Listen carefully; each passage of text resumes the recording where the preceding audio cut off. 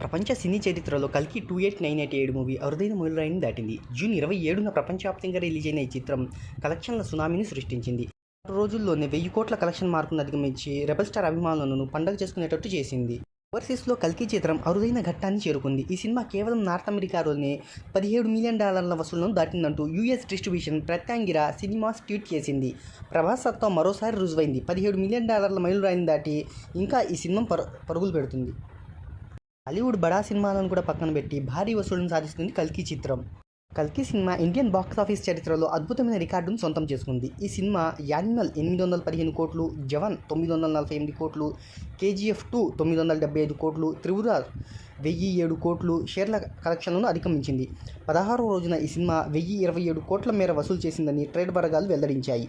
ఇక కల్కి ముందు ఉన్న బాహుబలి 1330 కోట్ల షేర్తో అగ్రస్థానంలో ఉంది. ఈ రికార్డును సినిమా అధిగమిస్తుందా లేదా అని ఆసక్తికరంగా మారింది. అయితే ఇండియన్ సినిమా ఇండస్ట్రీలో 2 సార్లు 1000 కోట్ల కబ్జా చేరిన హీరోల్లో ప్రభాస్ ఒకరిగా నిలిచారు.